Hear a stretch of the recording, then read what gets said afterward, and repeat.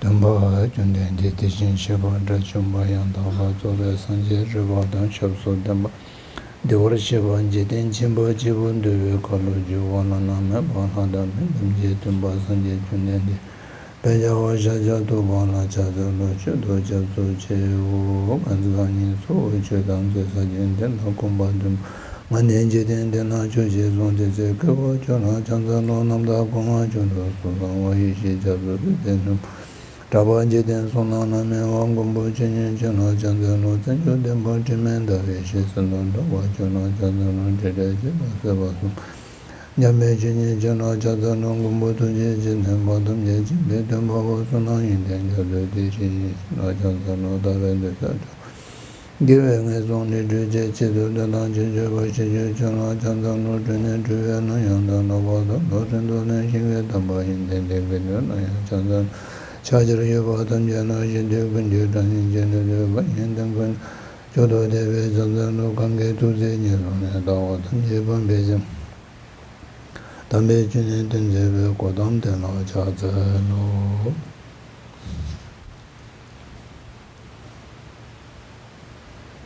Tirinde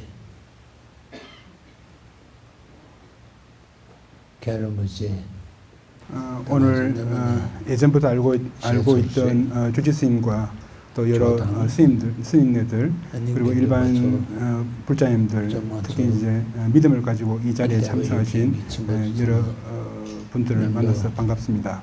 2012년에 저는 여기 한번 온 적이 있습니다. 오늘 이렇게 다시 이 자리에 오게 되어서 부처님의 가르침에 대해서 여러분들과 함께 논의할 수 있는 이런 귀한 인연을 가질 수 있도록 해주신 데 대해서 대단히 감사드리고 여러분들 만나서 반갑습니다.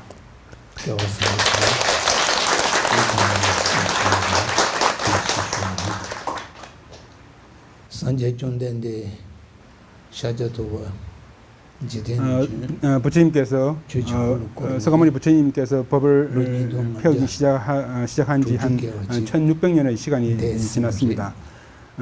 그렇지만 여전히 이 지구상에는 부처님의 가르침이 쇠퇴하지 않고 남아있고 오늘 우리가 살고 있는 이 21세기에 불교는 다른 모든 종교와 함께 모든 사람들에게 도움이 될 수 있는 어떤 그런 가르침으로 여전히 지금 이 지구상에 존재하고 있습니다. 현재의 그 발달된 어떤 과학적인 어떤 부분하고 또 기술적인 어떤 부분에서 대단히 큰 어떤 그런 진보들을 우리는 보고 있고 누리고 있지만 그런 어떤 과학적인 어떤 그 발전과 또는 기술적인 어떤 그런 발전과 함께 할 수 있는 어떤 가르침이 불교입니다. 그래서 과학이 발달하면 기술이 또 발전하는가 함께 같이 나아갈 수 있는 어떤 그런 가르침이 불교이기 때문에 이 부처님의 가르침은 나에게도 도움이 될 뿐만 아니라 남에게도 그리고 일체 모든 중생에게 도움이 될 수 있는 어떤 그런 가르침 부분에서는 분명한 사실입니다.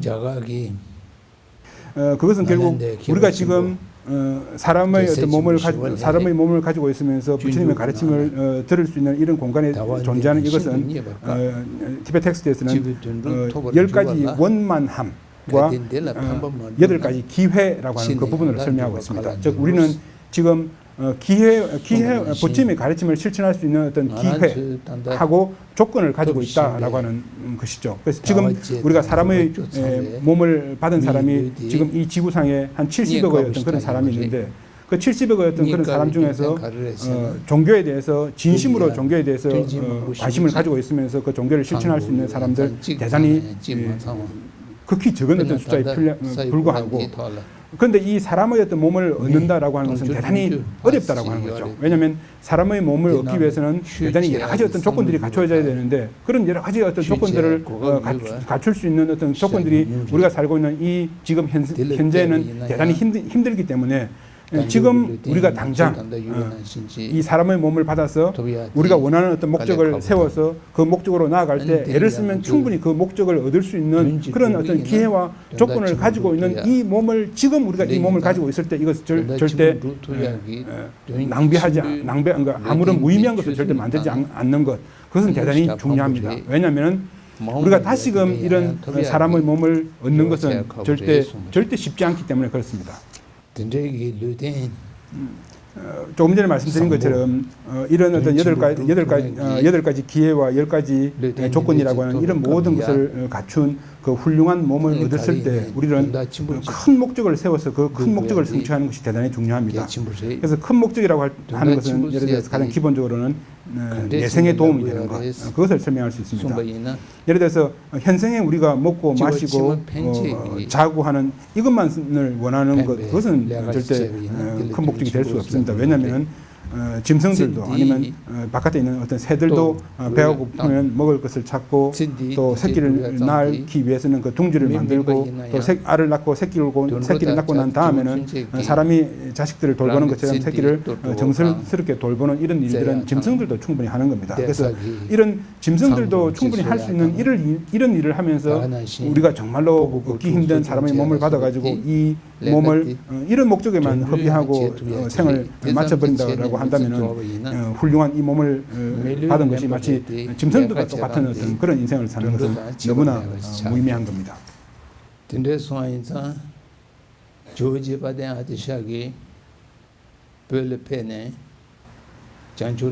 그렇기 때문에 우리 그 아티샤께서 티벳에 오셔서 보리도덕론이라고 하는 그 책을 쓰시면서 사람 깨부, 티벳 말로는 깨부 또는 산스크리트는 부르샤라고 하는 그 사람을 작은 사람, 중간 사람, 큰 사람이라고 하는 세 사람으로 나누고 있습니다. 그래서 아티샤의 그 보리도덕론이라고 하는 이 책에서 작은 사람, 중간 사람, 큰 사람이라고 나눌 때 그 모든 사람들은 현생의 어떤 목적을 위해서 수행하는 것이 아니라 내생의 도움이 되는 것 이상을 추구하는 사람들 우리는 작은 사람, 중간 사람, 큰 사람으로 나누기 때문에 그래서 여기서 작은 사람, 중간 사람, 큰 사람으로 나눌 때 사람이라고 할 때 이 사람은 현생의 어떤 목적을 위해서 수행하는 것을 사람이라고 이렇게 아티샤는 정의하고 있지 않다라고 하는 것을 알 수 있는 거죠. 그러니까 현생을 위해서 사는 것은 작은 사람에도 포함되지 않는다라고 하는 것이죠. 그런 면에서 우리는 부처님의 가르침을 수행하는 것은 결국은 내생 이상의 어떤 목적을 추구하는 것 이상의 어떤 목적을 추구하면서 우리는 수행하는 것을 우리는 사람이라고 그렇게 설명할 수 있습니다.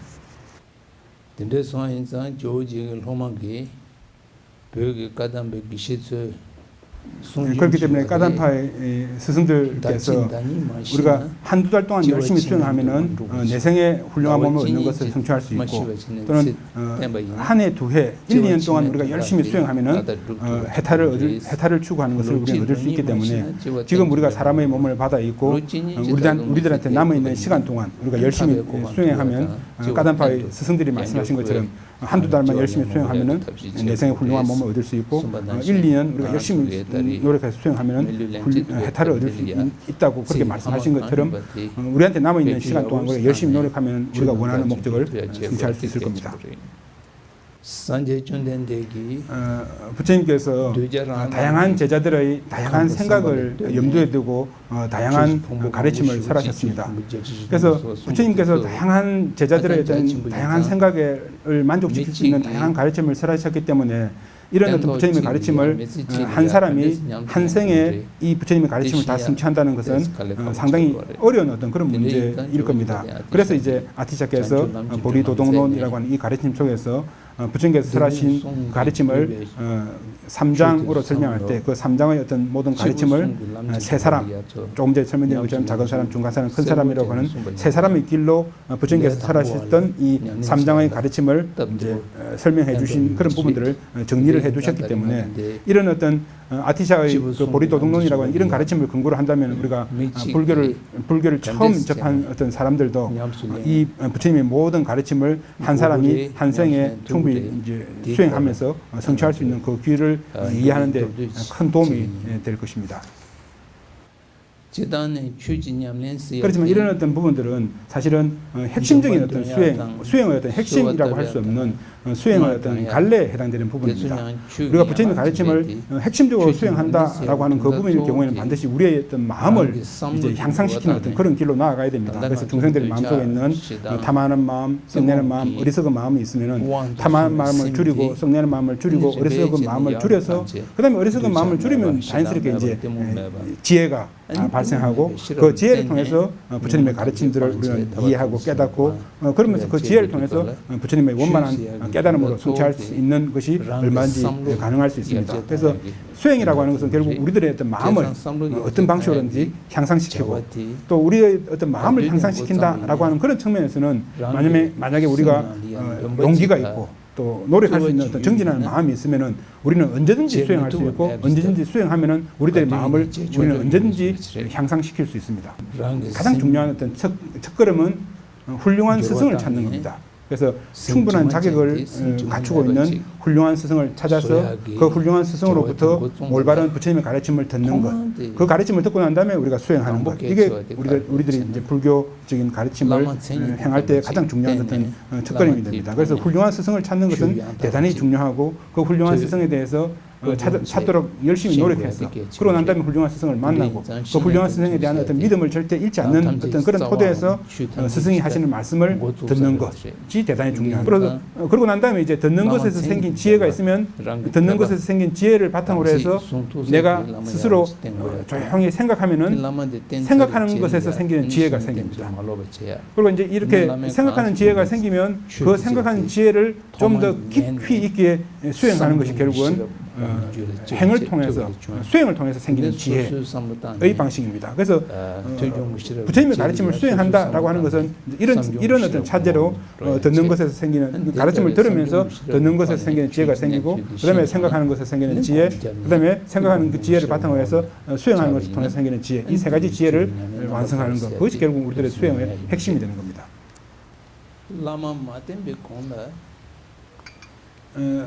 그렇기 때문에 이제 가장 중요한 게 스승으로부터 가르침을 듣기 이전에 내가 모실 만한 훌륭한 스승인가 아닌가라고 하는 그 조건들을 처음에 따져보는 것이 대단히 중요합니다. 그래서 만약에 그렇지 않고 그냥 스승으로 모시고 난 다음에 스승에 대한 믿음을 잃어버리는 것은 대단히 큰 어떤 허물이 되기 때문에 제일 먼저 스승으로 모시기 전에 이제 우리 대성장엄병론에서 설명하고 있는 스승의 조건이 10가지가 있습니다. 그 10가지의 어떤 조건들은 결국 간단하게 설명하면은 스승이 부처님의 어떤 가르침의 어떤 길에 대해서 설명하고 있을 때 스승이 스스로가 제자들에게 설명하는 그 길을 스스로가 가고 있는가라고 하는 부분들을 먼저 살펴보고 또 스승이 설명하고 있는 그 가르침을 스승도 충분히 그것을 이해하고 있으면서 수행하고 있는가 없는가라고 하는 것을 잘 살펴보라고 하는 거죠. 그러면서 정말로 내가 모시고자 하는 그 스승이 이 장엄경론에서 설명하고 있는 것처럼 10가지 조건을 갖춘 어떤 스승인가 아닌가를 살피고 난 다음에 그런 어떤 조건에 부합하는 스승일 경우에 이제 제자는 그분을 스승으로 모실 것.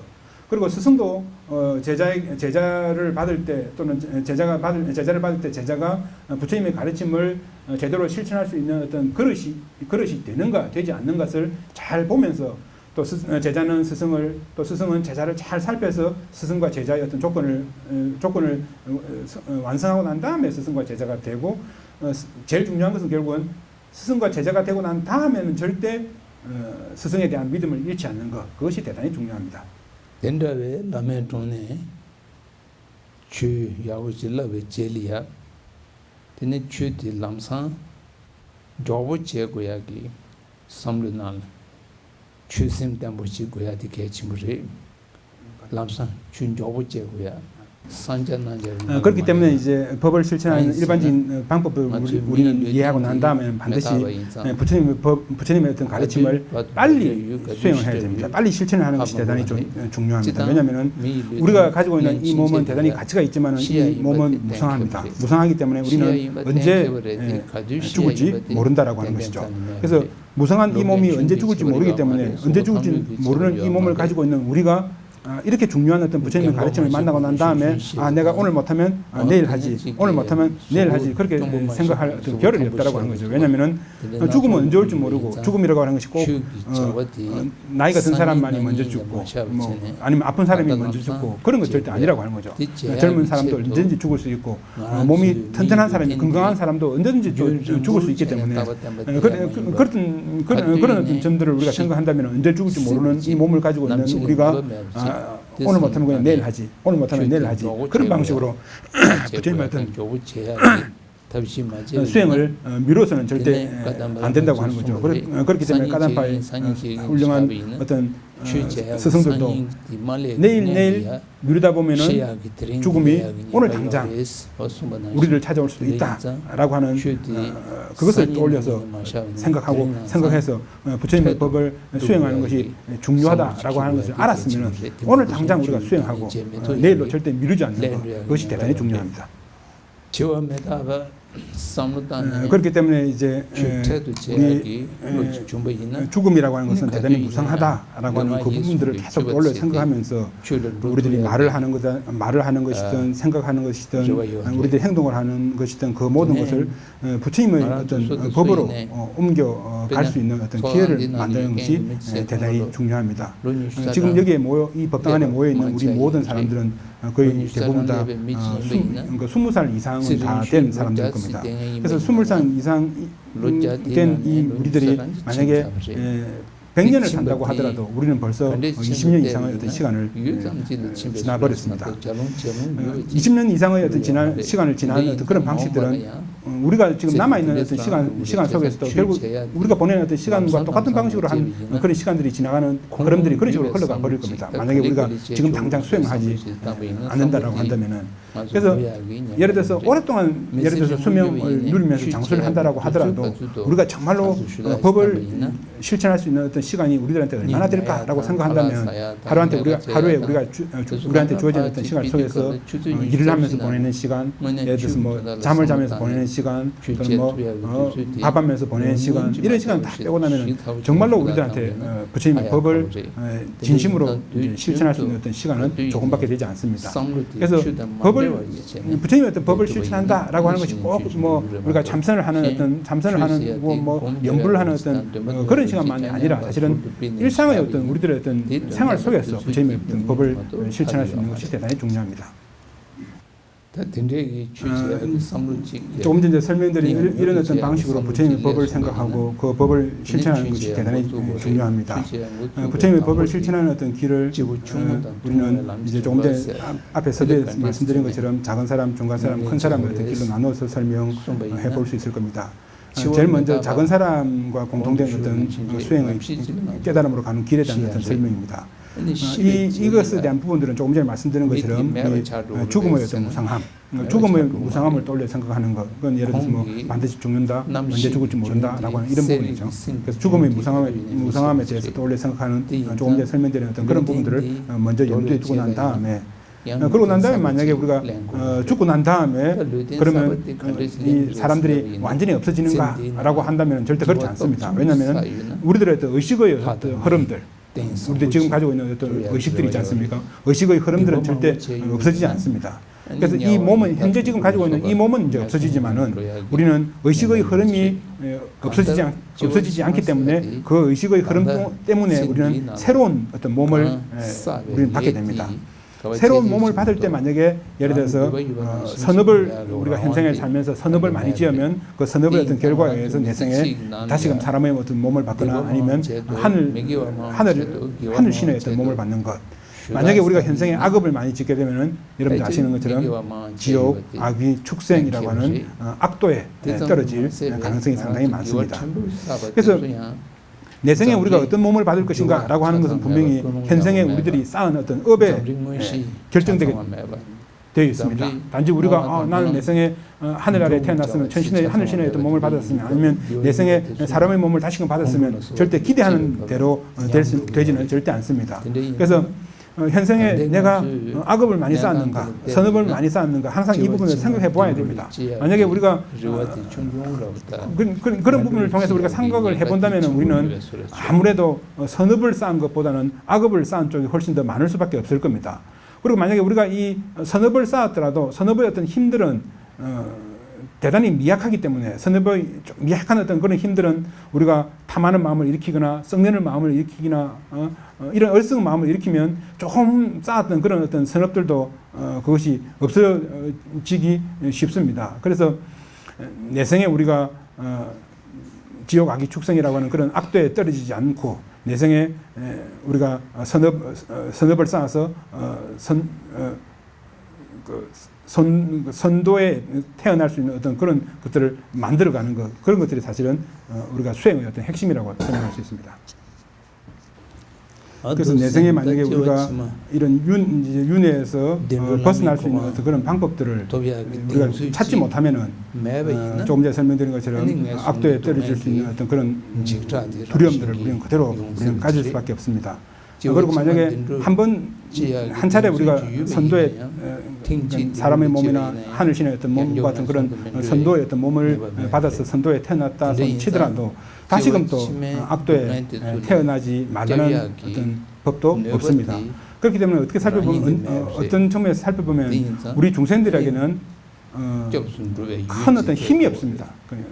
잘못된 악도에서 완전히 벗어날 수 있는 힘이 없기 때문에 힘이 없는 우리들이 이 악도에 떨어질 수도 모른다라고 하는 어떤 그런 어떤 두려움에서 벗어나기 위해서는 우리들에게 힘을 줄 수 있는 어떤 대상에게 우리는 의지하는 것이 대단히 중요합니다. 그 우리들이 의지할 수 있는 어떤 대상이 여러분들이 아시는 것처럼 부처님의 어떤 가르침, 그다음에 부처님의 가르침을 따라서 수행하는 승가라고 하는 불법성 삼보입니다. 그래서 불법성 삼보는 모든 고통에서 일체 모든 중생들을 구할 수 있는 힘이 있습니다. 힘이 있기 때문에 우리는 그 대상에게 귀의하는 겁니다. 그래서 불법성 삼보에게 귀의하는 이 삼귀의를 통해서 이 삼귀의는 부처님의 어떤 법으로 들어가는 어떤 문이 되는 거죠. 그래서 삼귀의의 어떤 마음이 우리 마음속에서 일어나야지만 그 사람을 우리는 부처님의 제자라고 그렇게 설명할 수 있습니다. 그래서 내생에 우리가 잘못된 어떤 땅에 태어날지도 모른다라고 하는 어떤 그런 어떤 두려움에서 확실히 구해줄 수 있는 그 힘이 불법성 삼보에게 있다라고 하는 것을 알고 그런 불법성 삼보에 대해서 믿음을 일으키는 것이 대단히 중요합니다. 그래서 부처님은 가르침을 통해서 우리들에게 힘을 줄 수 있는 어떤 힘이 부처님에게는 있다라고 하는 부분도 하고 또 그 부처님께서 법을 통해서 우리들한테 일러주는 그 가르침이 결국 우리들을 구해줄 수 있는 어떤 힘이 있다라고 하는 부분하고 부처님의 가르침을 닦아서 수행하면서 깨달음의 어떤 문턱에 들어갔거나 그 가르침을 수행하는 대중들은 중생들을 구해줄 수 있는 어떤 힘이 있다라고 하는 그런 부분을 통해서 그 불법성 삼보의 어떤 공덕을 떠올려 힘을 떠올려 생각하면서 그 불법성 삼보에게 의지하면 우리는 내생에 잘못된 어떤 땅에 떨어질지도 모른다라고 하는 두려움에서 벗어날 수 있는 희망을 우리는 삼보의 어떤 믿음을 통해서 우리는 찾을 수 있을 겁니다. 예를 들어서 큰 병을 앓고 있는 환자는 그 병을 완전히 치료해서 그 병에서 완전히 벗어나기 위해서는 세 가지 조건을 갖춰야 됩니다. 그 세 가지 조건 중에서 가장 이제 첫 번째는 훌륭한 의사를 만나야 됩니다. 그래서 병의 어떤 원인이 뭐고 이 병을 치료하는 어떤 방법이 뭐고 또 어떤 약이 이 환자에게 도움이 될 것인가라고 하는 것을 정확하게 알고 있는 훌륭한 의사를 만나면 만나야 되는 조건이 이제 첫 번째 조건이고, 두 번째 조건은 그 병의 어떤 원인을 알고 병을 치료할 수 있는 어떤 실질적인 어떤 실질적인 약을 처방해 줄 수 있는 처방해 줄 수 있는 실질적인 건 약을 아는 겁니다. 그래서 약을 먹고 또 약뿐만 아니라 치료하는데 그 병을 치료하는데 도움되는 어떤 치료법들을 같이 행할 수 있는 것, 그것이 두 번째 조건이고, 세 번째는 이제 그 환자를 잘 돌볼 수 있는 간호사가 필요한 거죠. 그래서 훌륭한 의사, 훌륭한 약, 훌륭한 간호사, 이 세 가지 조건이 있어야지만이 그 대단히 치료하기 힘든 병이라도 그 환자는 충분히 극복해낼 수 있을 겁니다. 만약에 의사가 예를 들어서 어떤 병의 어떤 원인을 알고 그 병을 치료할 수 있는 어떤 그 약을 주지만 만약에 병자가 그 약을 먹지 않는다든지 아니면 훌륭한 어떤 간호사의 어떤 그런 도움을 받지 못한다면은 병자는 그 병을 완전히 치료하지 못할 겁니다. 그래서 이런 위에서 언급했던 병을 치료하기 위한 세 가지 조건이 이제 필요하면 세 가지 조건이 갖춰지면은 병을 우리는 치료할 수 있는 것처럼 윤회의 어떤 고통에서 벗어나는 어떤 그런 방법에서도 마찬가지의 어떤 그런 방법들이 적용될 수 있을 겁니다. 부처님은 고통에 대한 부분들을 아시고 고통의 원인이 뭔가를 분명히 설명하십니다. 그리고 고통의 원인이 알고 난 다음에는 그 고통을 완전히 없앨 수 있는 어떤 방법이 뭔가라고 하는 것을 부처님은 분명히 일러주십니다. 그래서 환자가 자기 병을 의사에게 보여주고 그 의사로부터 약을 처방받아서 그리고 간호사의 어떤 도움을 받아서 병을 치료하는 것과 똑같은 방식으로 만약에 윤회에서 벗어나려고 하는 우리들의 경우에는 우리들한테 도움을 주는 그런 부처님, 그리고 부처님의 어떤 가르침, 또 그 가르침을 따라서 실천하는 간호사와 같은 승가의 어떤 도움을 통해서 그리고 통해서 우리는 결국 이제 윤회에서 벗어날 수 있는 그 길을 우리는 찾아갈 수 있을 겁니다. 그래서 부처님을 훌륭한 의사라고 생각하고 부처님의 어떤 가르침을 나의 병을 치료할 수 있는 유일한 약이라고 생각하고 승가를 내 병을 적절하게 치료하는 데 도움을 줄 수 있는 간호사다라고 하는 그런 이 세 가지 방식으로 생각하는 것. 그런데 중요한 것은 그 중에서 법입니다. 실제적으로 부처님의 어떤 법이 유일하게 우리들을 이 윤회에서 구해줄 수 있는 실제적인 어떤 힘이 부처님의 법에 있는 거죠. 마치 그 중한 병을 앓고 있는 그 환자한테 약이 그 사람의 병을 직접적으로 치유할 수 있는 어떤 그런 방법이 되는 것과 똑같은 겁니다. 이제 작은 사람과 공통된 길에 대한 설명을 마치고 다음은 중간 사람과 공통된 길에 대한 어떤 설명을 드릴 겁니다. 중간 사람과 공통된 어떤 길을 설명하는 데 있어서 가장 중요한 어떤 부처님의 가르침이 무엇인가라고 할 때 그것은 10가지 잘못된 업을 버리는 것입니다. 10가지 잘못된 업은 몸으로 3가지, 말로서 4가지, 마음으로 3가지입니다. 그래서 몸으로 이 3가지는 생명을 죽이는 살생입니다. 그리고 다른 사람이 주지 않는 물건을 가져가는 것이고, 세 번째로는 이제 삿된 음행입니다. 그리고 말로서 하는 4가지는 거짓말, 나누는 말, 그다음에 욕하는 말, 그다음에 의미 없는 말을 하는 것, 이 4가지죠. 마음으로 짓는 3가지는 탐하는 마음, 해치는 마음, 어리석은 잘못된 견해, 그렇게 해서 3가지를 다 합하면 10가지 10악업이 되는 겁니다. 지금 계속 작은 사람과 공통된 길이 이어지고 있습니다. 말이 완전히 되겠습니다. 그래서 우리가 조금 전에 말씀드린 것처럼 10악업을 행하지 않는 것이라고 하는 그 부분들이 대단히 중요합니다. 그래서 10가지 잘못된 업을 행하지 않는 것 대단히 중요한데, 근데 단지 그냥 잘못된 어떤 업을 그냥 짓지 않는 것, 그것만 가지고 우리는 10악업의 어떤 계를 완성한 것이냐라고 하면 그건 그렇지 않다라고 하는 것이죠.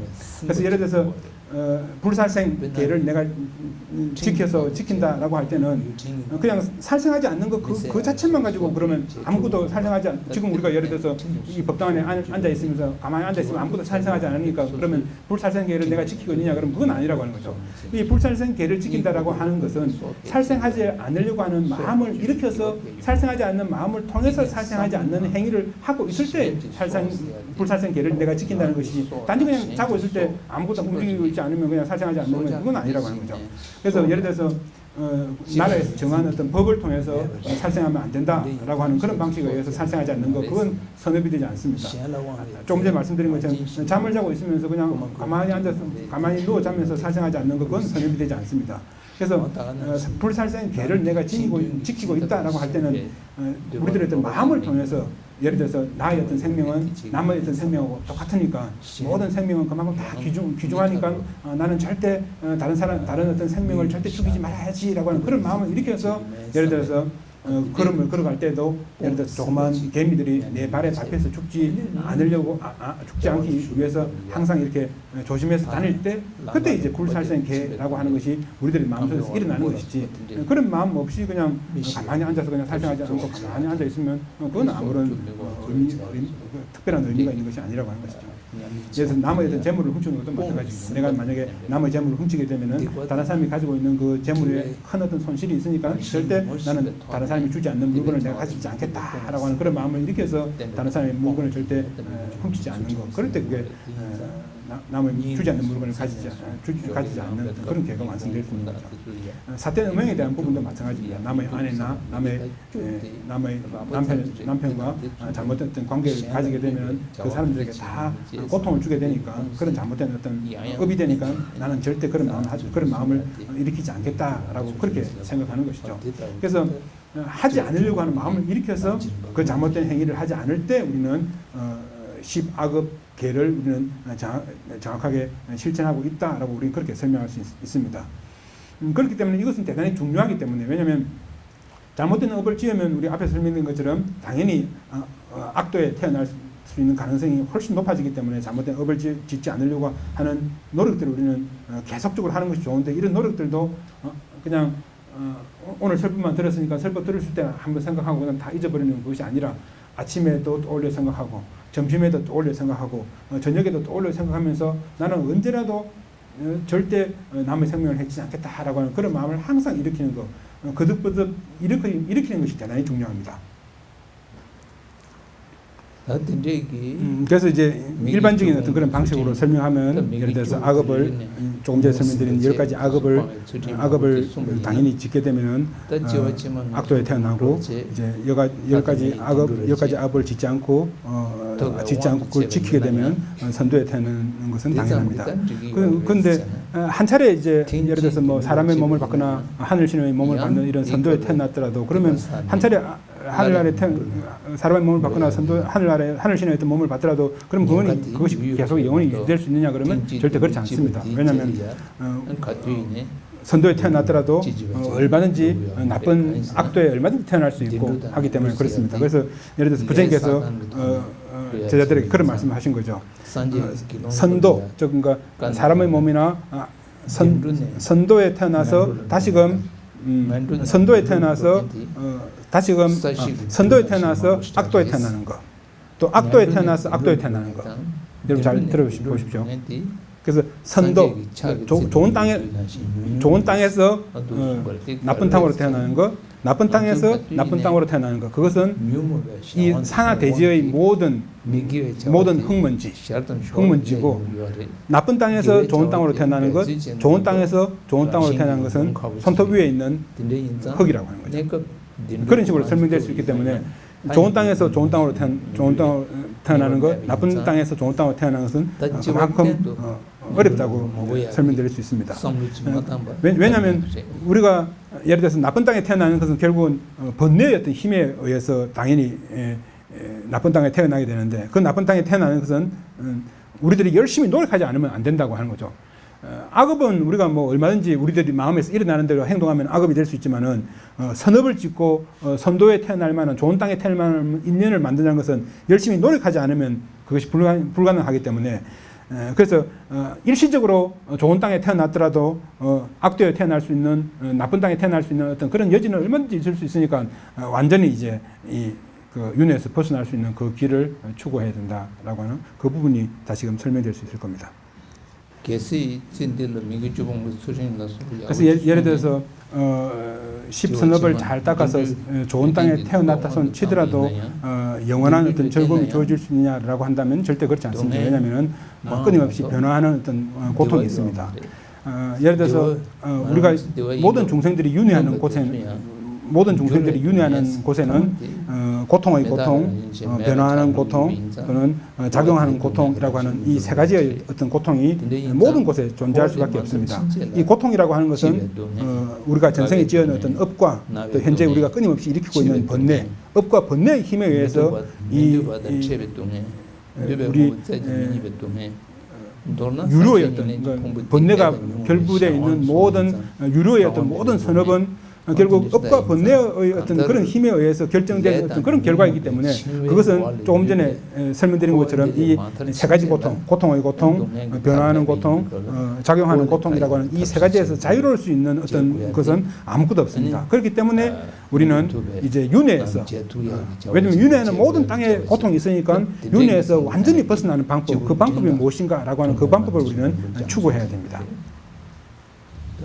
그래서 이제 중간 사람과 공통된 길에 대한 부분들을 우리는 설명한 길로 이제 나아갈 수 있을 겁니다. 그래서 중간 사람과 공통된 길에 대한 설명에서 우리가 두려워해야 될 그 대상은 작은 사람과 공통된 길에서는 나쁜 세상에 태어나는 것이 우리는 두려워해야 될 대상입니다. 예를 들어 지옥 악의 축성에 태어나는 것이 이제 작은 사람과 공통된 길에서는 지옥 악의 축성에 태어나는 것을 두려워하는데 중간 사람과 공통된 길에서는 윤회하는 모든 것, 윤회하는 모든 땅에 태어나는 곳에 다 괴로움이 있다라고 하는 부분을 설명하니까 우리가 두려워해야 될 어떤 대상은 윤회하는 모든 땅이고 그 윤회하는 모든 땅에 두려움이 있는 이 두려움으로서부터 나를 구해줄 수 있는 힘이 누구한테 있을까라고 하는 것은 결국은 부처님에 있으니까 부처님의 그 힘에 대해서 우리가 믿고 부처님의 힘에 대해서 우리가 귀의하는 것이 중간 사람과 공통된 길에서의 불법성 삼보에게 귀의하는 길입니다. 일체 모든 종생들이 윤회에서 벗어나지 못하는 그 근본적인 원인은 우리 모든 종생들은 업을 쌓기 때문에 그렇습니다. 예를 들어서 업 중에서도 선한 업을 쌓으면 이제 좋은 땅에 태어나고 만약에 나쁜 업을 쌓으면 나쁜 땅에 태어나게 됩니다. 그래서 업 때문에 우리는 좋은 땅에도 태어나고 나쁜 땅에도 태어나는데 그러면 업은 우리는 왜 쌓게 되는 겁니까? 업은 번뇌 때문에 쌓게 되는 겁니다. 그래서 번뇌에는 많은 어떤 갈래가 있는데 그 많은 어떤 번뇌를 이제 간단하게 설명하면은 탐하는 마음, 썩내는 마음, 어리석은 마음 이 세 가지 우리는 설명할 수 있습니다. 그래서 모든 사물에 대해서 우리는 탐하는 마음도 일으키고 또 썩내는 마음도 일으킵니다. 이런 탐하는 마음, 썩내는 마음이 번뇌가 되고 그럼 이런 탐하는 마음, 썩내는 마음이 왜 일어나느냐 그러면 결국은 그것이 결국은 어리석음이고 어리석음이 결국 무엇이냐 그러면 자아에 대한 집착입니다. 자아에 대한 집착이 결국은 나에 대한 어떤 집착, 자아에 대한 집착이 결국은 어리석음의 핵심이 되는 겁니다. 그래서 이런 아집이라고 하는 자아에 대한 어떤 집착은 모든 사물에 예를 들어서 나라고 하는 존재에 대해서도 나라고 하는 것이 있다라고 하는 그런 방식에서 우리는 아집을 일으키고 또는 대상에 대해서도 그 대상의 자성이 존재한다라고 하는 그런 방식에 의해서 우리는 아집을 일으키게 됩니다. 그래서 탐하는 마음, 썩내는 마음이 있으면은 그 마음 때문에 결국은 우리는 업을 쌓게 되고 이 업을 쌓게 되면은 결국은 우리는 윤회에서 벗어나지 못하면서 끊임없이 돌고 도는 윤회의 어떤 세상에 머무게 되는 겁니다. 그래서 그렇기 때문에 윤회에서 벗어나는 어떤 업을 쌓지 않기 위해서는 그 업의 근본적인 원인이 되는 번뇌를 없애야 되는 겁니다. 그 번뇌의 어떤 뿌리가 되는 게 조금 전에 말씀드린 것처럼 자아에 대한 집착, 즉 아집의 어떤 무명이기 때문에 이 아집의 어떤 무명을 없애는 어떤 방법들을 이제 중간 사람과 공통된 어떤 그 깨달음의 길에서 설명하게 되는 겁니다. 그래서 중간 사람과 공통된 어떤 길에서는 이제 윤회에서 벗어나는 그 해탈에 대한 부분을 설명합니다. 그래서 윤회에서 벗어나는 해탈에 대한 부분을 설명하는 그 방법은 결국은 이제 조금 전에 말씀드린 것처럼 그 모든 근원의 어떤 뿌리가 되는 게 자아에 대한 어떤 집착이라고 하는 그 무명, 알지 못함이라고 하는 자아의 집착에 대한 그 무명을 우리는 설명하게 되고 그 자아에 대한 집착, 자아의 집착에 대한 것을 없애는 그 방법이 결국은 무아, 나라고 하는 것이 존재하지 않는다.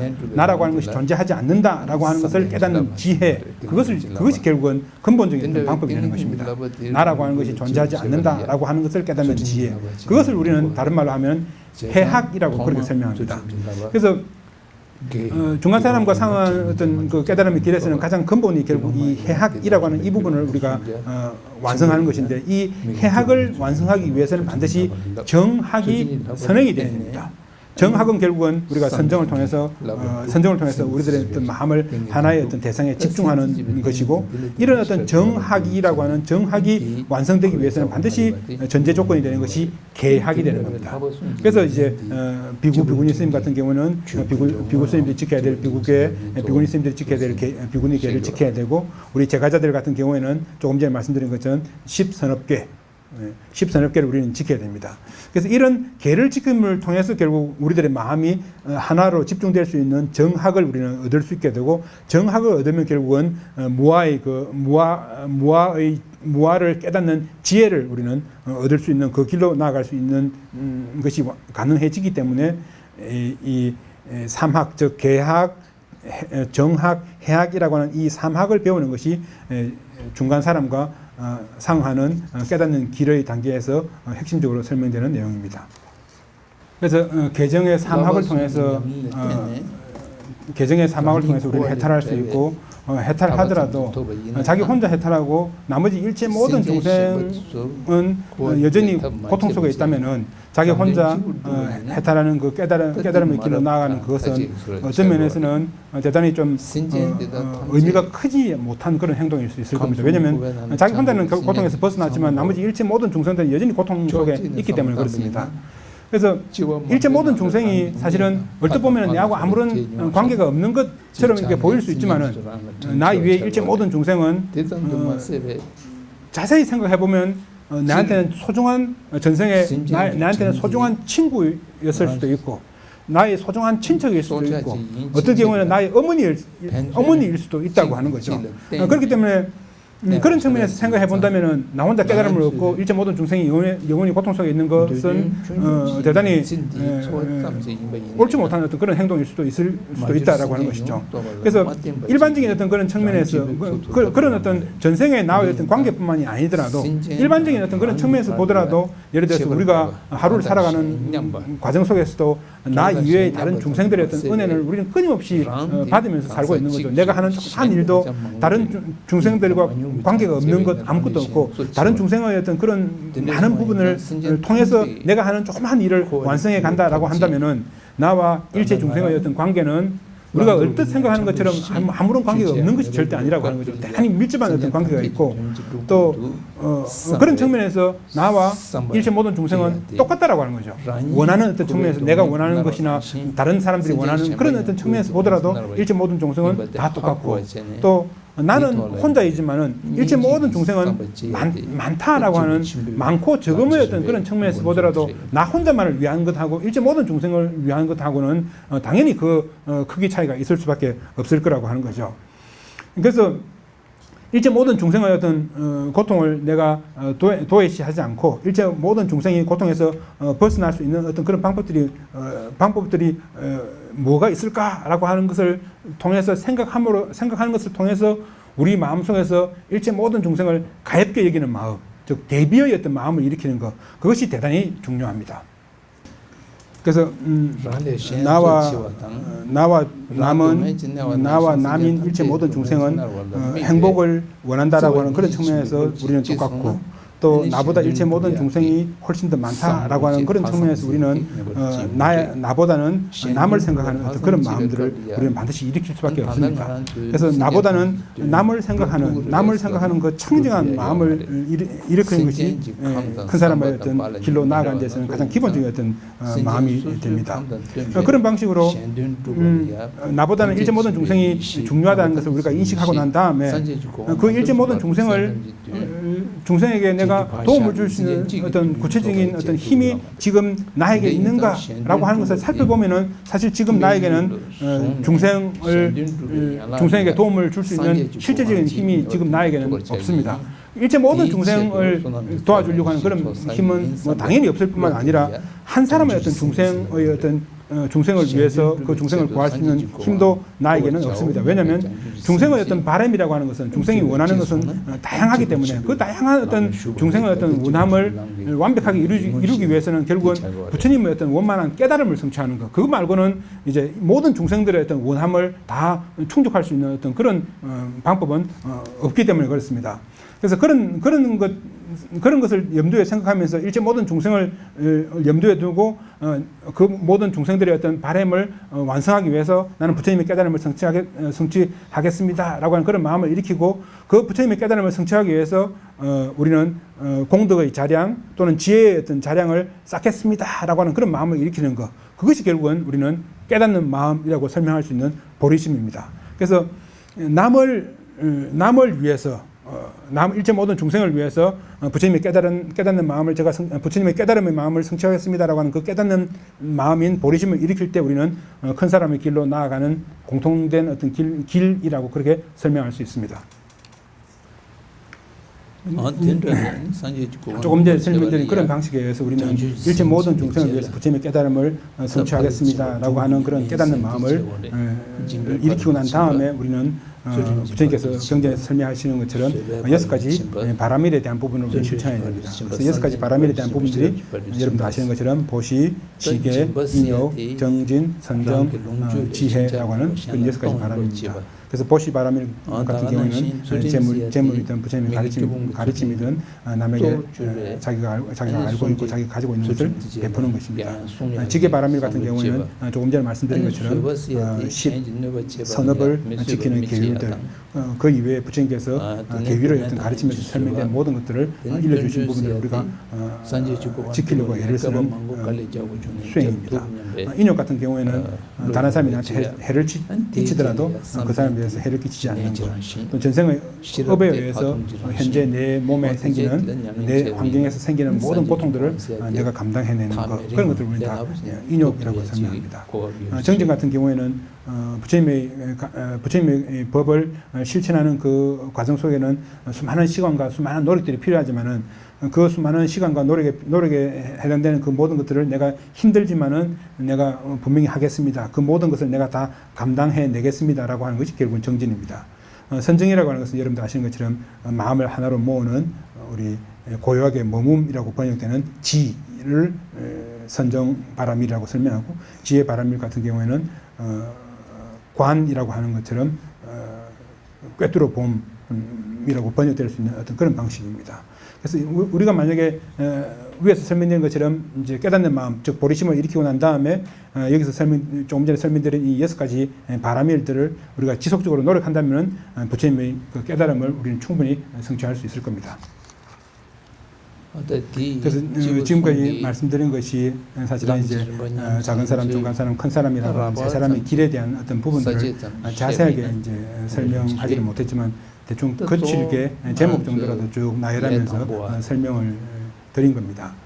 사실 우리는 이제 부처님의 어떤 가르침을 실천하는 어떤 그 초행자인 우리들 같은 경우에는 사실은 지금 우리들이 살고 있는 이 현실이 대단히 바쁘고 대단히 분주한 그런 어떤 일상이 반복되는 가운데 부처님의 법을 실천할 수 있는 어떤 시간을 우리가 따로 이제 내서 하기가 절대 쉽지는 않을 겁니다. 쉬운 일은 아니라고 하는 것을 저도 분명히 압니다. 하지만은 조금 전에 말씀드린 것처럼 이 세 사람의 어떤 길을 통해서 깨달음의 길로 가는 이런 부분들을 우리가 기본적으로 이해하고 난 다음에는 우리 도차제라고 하는 깨달음의 길에 대한 어떤 설명들을 하고 있는 티베트에서 번역된 것을 우리 한국에 나와 있는 게 있으니까 그런 부분들을 잘 읽으면서 그 단계에서 설명하고 있는 어떤 그런 것들을 잘 읽으면서 지금 내가 그 텍스트에서 설명하고 있는 어떤 이런 내용들을 제대로 실천하고 있는가 없는 것을 항상 살펴보면서 우리가 실천하고 있으면은 우리들의 어떤 수행에 많은 도움이 될 것입니다. 그래서 출가한 스님들 같은 경우에는 이제 한평생 절에 머무시면서 부처님의 가르침을 수행해야 되고 그런 면에서는 수행할 시간이 어떤 면에서는 제가자보다 훨씬 많을 수 있을 겁니다. 그렇지만 이제 제가자들 같은 경우에는 예를 들어서 뭐 사회생활도 해야 되고 또 가정생활도 해야 된다라고 하는 그런 측면 때문에 그러니까 수행할 직접적으로 수행할 어떤 시간이 많지 않은 것은 분명합니다.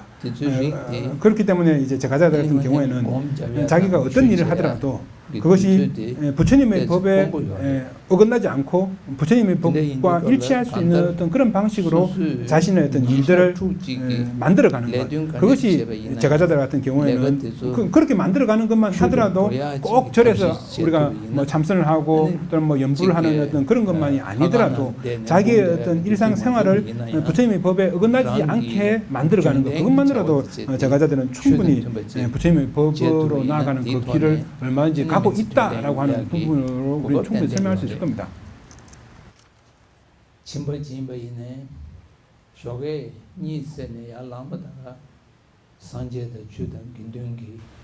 그래서 제가자들 같은 경우에는 아침에 일어나자마자 이제 불법성 삼보에게 귀의하는 마음을 일으키고 그리고 오늘 내가 하루 시간을 보내는 이 하루 시간 동안에 가능한 한 악업을 짓지 않고 가능한 한 선업을 짓겠습니다. 가능한 한 남을 이롭게 하겠습니다. 가능한 한 남을 해치지 않겠습니다. 라고 하는 그런 마음을 다 일으키면 대단히 좋을 겁니다.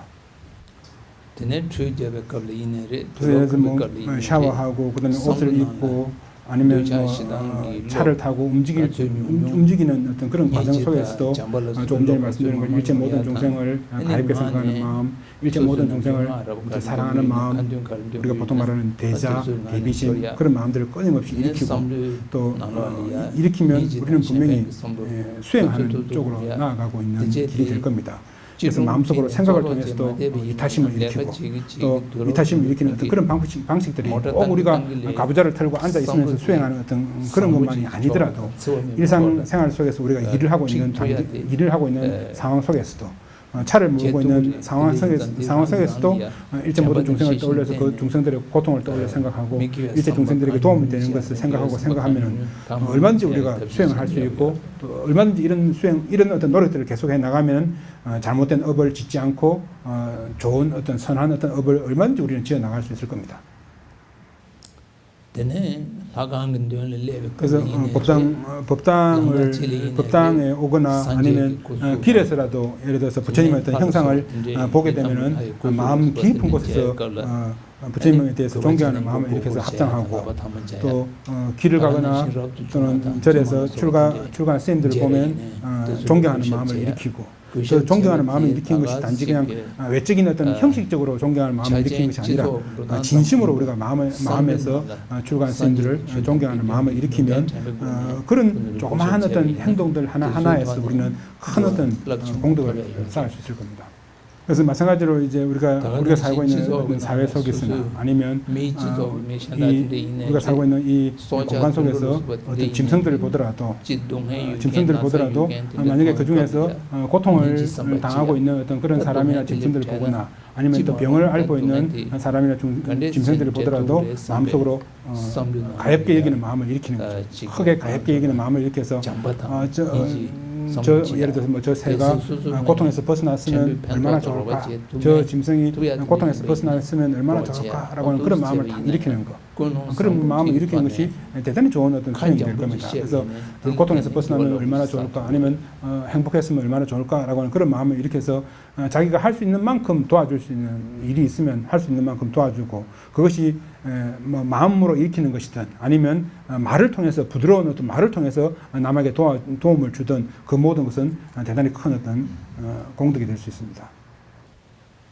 그렇기 때문에 우리가 법당에 들어오거나 아니면 탑이 있으면 탑 앞에 촛불을 켜고 꽃을 올리고 또는 합장을 할 때 마음에서 선한 어떤 마음, 긍정적인 어떤 마음을 일으키는 것이 대단히 중요합니다.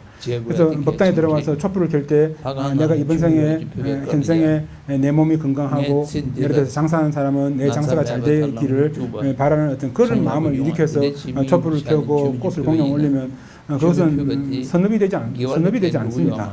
그래서 만약에 법당에 와서 촛불을 올리면서 내가 내생에 사람의 몸을 얻거나 또는 하늘신의 어떤 몸을 얻기를 바라는 어떤 그런 마음을 일으켜서 촛불을 켜면 그것은 작은 사람과 공통된 어떤 길로 나아가는 어떤 그런 길이 되고, 만약에 촛불을 켜면서 제가 윤회에서 완전히 벗어날 수 있기를 하는 그런 마음을 일으켜서 촛불을 켜면 그것은 중간 사람과 공통된 어떤 그런 길로 나아가게 되고, 만약에 촛불을 켜는 것은 똑같지만은 제가 촛불을 켜는 이 선업으로 일체 모든 중생이 고통에서 벗어나고 일체 모든 중생에게 행복을 얻고 일체 모든 중생에게 도움이 되었으면 좋겠습니다 라고 하는 그런 어떤 큰 마음을 일으켜서 수행하면 그것은 결국은 큰 사람의 길로 나아갈 수 있는 그런 어떤 것이 성립할 수 있습니다. 그래서 우리가 선업이라고 하는 그런 어떤 행동을 할 때 마음을 일체 모든 중생을 위한 어떤 그런 깨닫는 마음으로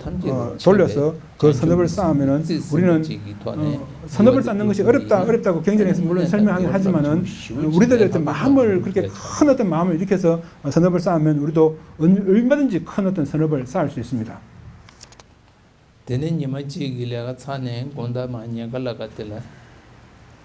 그래서 이제 저녁이 돼서 하루 일과를 다 마친 어떤 그런 상황에서는 내가 오늘 어떤 선업을 지었지라고 한번 좀 되돌아보라고 하는 거죠. 그래서 내가 오늘 어떤 선업을 지었지, 내가 어떤 악업을 지었지 이렇게 되돌아보는 것이 필요합니다. 그래서 만약에 악업의 어떤 종류에서 내가 탐하는 마음이나 썩내는 마음을 일으킬 때는 반드시 후회하는 마음을 일으키고 또 다시는 이런 어떤 잘못된 일을 하지 않겠다라고 하는 참여하는 어떤 마음을 일으켜야 되는 거죠.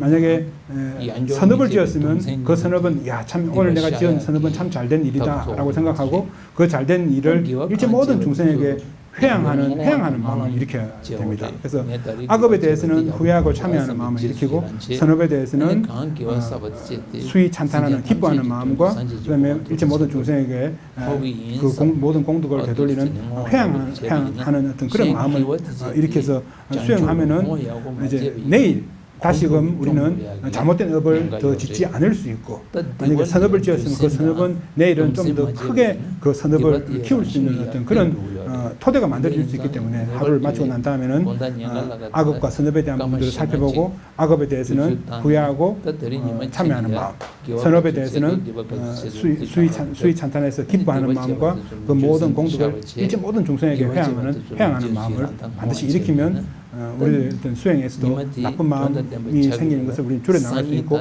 선한 공덕을 쌓아갈 수 있는 그런 탄탄한 토대가 형성될 수 있습니다. 그런 방식으로 이제 우리가 하루의 어떤 일과를 다시금 되돌려 이제 살펴보면은 하루의 어떤 일들이 이제 의미 있는 어떤 그런 방식으로 우리는 하루의 어떤 일과를 보낼 수 있는 길을 만들어 갈 수 있을 겁니다. 그 다음에 중요한 것은 잠자는 겁니다. 그래서 잠자는 것은 사실은 우리들의 어떤 그 몸을 건강한 어떤 육체를 유지하는 데서도 잠자는 것은 대단히 중요한 겁니다. 왜냐하면 우리 인생에서 잠자는 것은 이제 많은 시간을 우리는 잠자는 시간이 예를 들어서 저는 통역하는 게 너무 힘들어서 하루 1시간. 그런데 이제 보통 사람들은 이제 그 하루에 뭐 8시간씩 이렇게 잠을 자면은 잠자는 것이 우리 인생에서 수많은 어떤 시간을 보내는 건데, 그래서 잠을 자는 어떤 그 행위도 사실은 우리는 선업으로 옮겨갈 수 있는 어떤 우리를 만들어갈 수 있습니다. 예를 들어서 그 잠자는 그 행위 자체는 그 자체는 사실은 선한 행위도 아니고 악한 행위도 아닌 우리가 보통 말하는 것처럼 무기라고 하는 무기입니다. 선한 것도 아니고 악한 것도 아니니까 우리는 말할 수 없는 것, 그것은 무기라고 하는 부분인데, 만약에 우리가 잠을 잘 때 착한 마음을 일으켜서 잠을 자면은 잠을 자는 그 행위 그 자체가 다 선한 업이 될 수도 있고, 만약에 우리가 잠잘 때 썩내는 마음이나 썩내는 마음이나 탐하는 마음을 일으키고 난 다음에, 그러니까 잠들기 전에 바로 내 마음이 선한 마음을 일으키면 잠자는 행위 자체가 선한 업이 될 수 있고, 잠자기 전에 내가 만약에 탐하는 마음을 일으키거나 썩내는 마음을 일으키고 난 다음에 이제 잠을 자면은 잠자는 그 행위 그 자체가 전부 다 악업이 될 수도 있다라고 하는 것이죠. 그래서 분명히 이제 잠을 들기 전에 만약에 그 이전에 어떤 잘못된 일이 있어가지고 썩내는 마음이 막 일어났으면 잠을 잘 때는 반드시 썩내는 마음을 줄이라고 하는 거죠. 썩내는 마음을 줄여서 썩내는 마음을 일으키지 않고 우리 마음속에서 일체 중생들의 고통을 생각하거나 일체 중생들의 행복을 생각하는 대비심을 일으켜서 잠을 자면은 잠을 자는 행위가 선한 업이 될 수 있다라고 하는 것이죠. 그렇기 때문에 썩내는 마음이 있으면 반드시 줄이고, 또는 탐하는 마음이 있으면 그 마음을 반드시 줄여서 선한 마음을 일으켜서 잠잘 수 있도록 그렇게 하는 것이 대단히 중요합니다. 그래서 물론 우리 현대를 살아가는 우리 모두는 대단히 바쁜 어떤 그런 일상생활을 보내고 있습니다. 그래서 대단히 바쁜 어떤 일상생활을 하면서도 우리가 우리들의 어떤 일상생활이 선업이 될 수 있는 어떤 그런 방법으로 우리가 생각을 해보고 생각을 하면은 우리들의 어떤 일상적인 어떤 그런 행위가 분명히 좋은 어떤 수행의 어떤 결과를 낳을 수 있을 겁니다. 산제기 동점네 가르소녀르잖아. 디와지 야메자신 기와 평소 소바체 랑 심니 용순들 디네 산제 담바인스 디바까지 도도 파야 기와까지 도도 두야 디와도 기와 그래서 우리가 그 재행, 막작, 중선봉행, 자전기, 시제불교라고, 그래서 그 개성을 인용했습니다. 그래서 재행, 막장, 재앙, 막장, 모든 이제 잘못된 것을 우리가 짓지 않고 모든 선을 우리가 할 수 있는 걸 행하고, 그렇게 해서 우리들의 마음을 잘 정화하면 그것이 부처님의 가르침이다라고 하는 그런 어떤 부처님의 말씀처럼 우리가 출가한 스님이든 제가자든 우리가 할 수 있는 만큼 열심히 노력해서 우리들의 어떤 마음을 이제 변화시킬 수 있는 어떤 그 길로 나아갈 때 분명히 우리들의 어떤 수행의 어떤 길로 나아갈 수 있는 부분이 가능할 겁니다. 그래서 제가 제가 한국말을 잘 모르기 때문에 통역의 어떤 힘을 빌어서 여러분들께 제가 설명드릴 수 있는 내용들을 설명드렸습니다. 그래서 여러분들과 이런 어떤 훌륭한 어떤 그런 만남의 어떤 자리를 가질 수 있도록 준비해 주신 여러분들께 대단히 고마운 어떤 말씀을 드립니다. 그리고 통역을 해준 통역자에게도 고마운 마음을 전합니다.